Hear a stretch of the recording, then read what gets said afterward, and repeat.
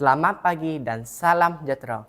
Yang saya muliakan Tuan Peneraju Agenda yang arif lagi berdiri di pasak kebenaran, para hakim yang budiman, yang dikasihi tuan-tuan, puan-puan, sidang dewan yang dirahmati sekalian. Salam Malaysia Madani dan salam menjulang pendidikan negeri Sarawak.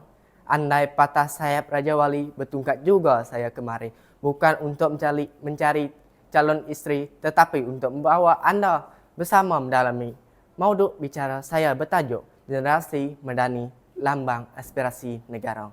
Sebelum membentangkan butir-butir bicara berilmiah, mohon izinkan saya untuk mendefinisikan pidato ini. Madani berasal daripada istilah Arab Madinah yang bermaksud kota atau bandar yang teratur dan bersistematik yang mendorong kemajuan dan keamanan berlaku.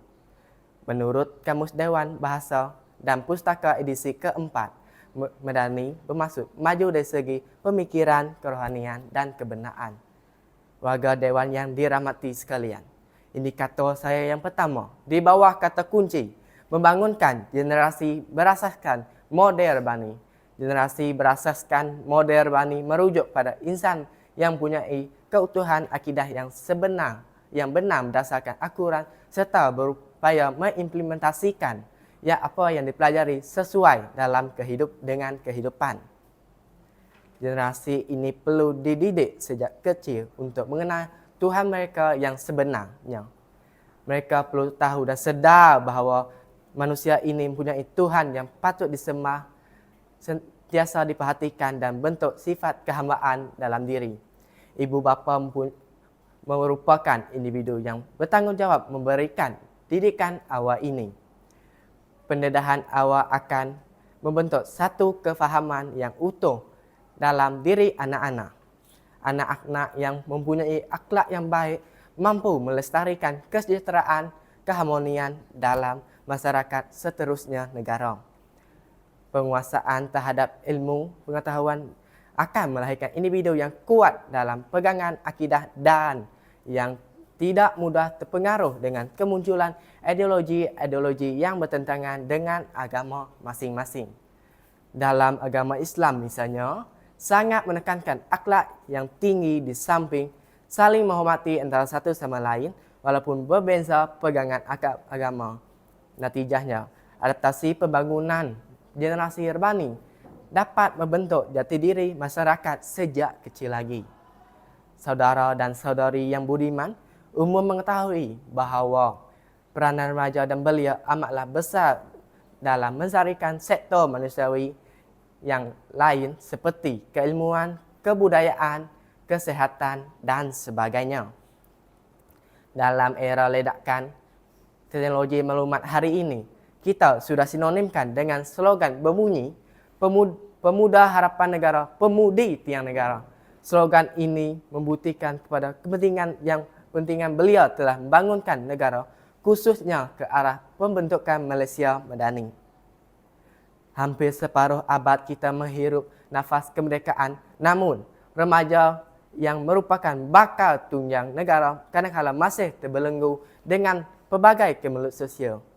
Ternyata mentaliti remaja di negara kita masih belum lagi mengalami anjakan paradigma selaras dengan arus pembangunan negara. Oleh itu, setiap remaja perlu memainkan peranan mereka dengan penuh tanggungjawab dalam merencanakan pembangunan negara selaras acuan Madani sebagaimana yang telah digagaskan oleh Yang Berhormat Perdana Menteri.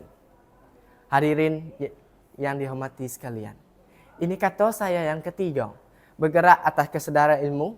Semangat yang berkobar-kobar merupakan jolokan golongan belia yang begitu bersemangat dalam melakukan sesuatu perkara. Hal ini menjadi kewajaran bagi setiap individu, khususnya golongan belia, dengan bergerak atas faktor semangat atau faktor ilmu tidak sama dengan bergerak atas faktor semangat.